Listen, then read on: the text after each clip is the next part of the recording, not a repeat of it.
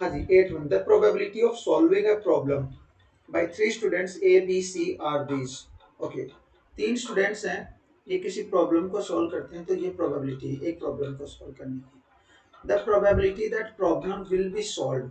अच्छा, इस बात की प्रोबेबिलिटी बताइए कि जो प्रॉब्लम है वो सॉल्व हो जाएगी। तो मैं आपको एक चीज बताता हूँ, टोटल जो प्रोबेबिलिटी होती है, टोटल प्रोबेबिलिटी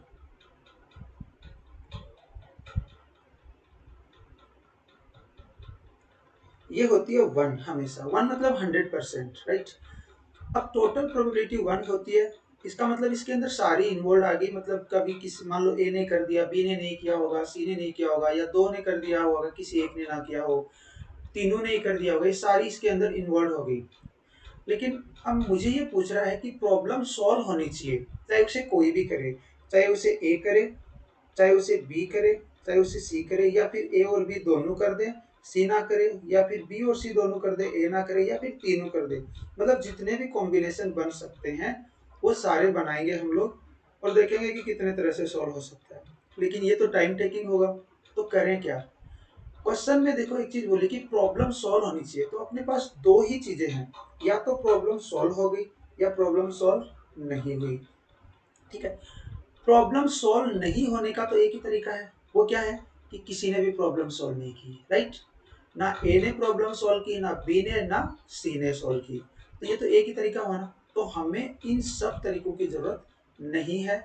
हम क्या कर सकते हैं कि प्रॉब्लम सॉल्व की प्रोबेबिलिटी निकालनी है, तो देखिए problem solve is equal to 1 minus problem not solved, right.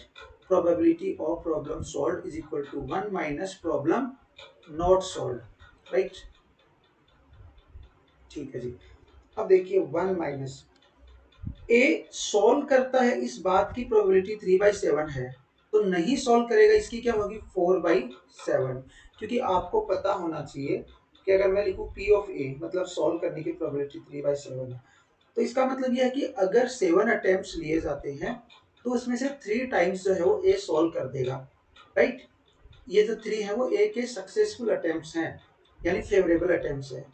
तो इसका मतलब 7 में से 3 अगर सक्सेसफुल हैं तो 4 क्या है, फेलियर अटेम्प्ट्स हैं।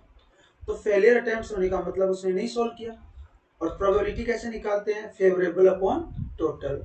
तो नहीं सॉल्व करने के फेवरेबल 4 है और टोटल 7 है, तो मैंने लिख दिया नहीं सॉल्व करने का ए के लिए 4/7, बी के सॉल्व करने के 5/9, तो नहीं सॉल्व करने के 4/9, करेक्ट। इसी तरह सी जो है, सी के सॉल्व करने के जो चांसेस है या प्रोबेबिलिटी है वो 1/5 है, तो नहीं सॉल्व करने की 4/5 होगी। अब देखिए 1 माइनस इन सबका मल्टीप्लीकेशन, 4 टाइम्स 4 टाइम्स 4, ये हो गया 64 डिवाइड बाई, इनको मल्टीप्लाई कर दीजिए, 9 टाइम्स 5 45, 45 टाइम्स 7, तो मैं देखता हूँ यहाँ पे 35, 3 कैरी फॉरवर्ड, 28 प्लस 3, यहाँ पे हो गया 315। अब जैसे ही मैं इसके अंदर एलसीएम लेता हूँ, ये आ गया अपने पास 315 माइनस 64, ये कितना आएगा।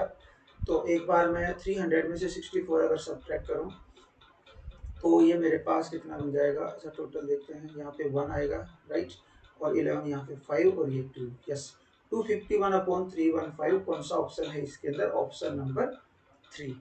अब आप ये पूछ सकते हो कि आपने इन तीनों को मल्टीप्लाई क्यों किया।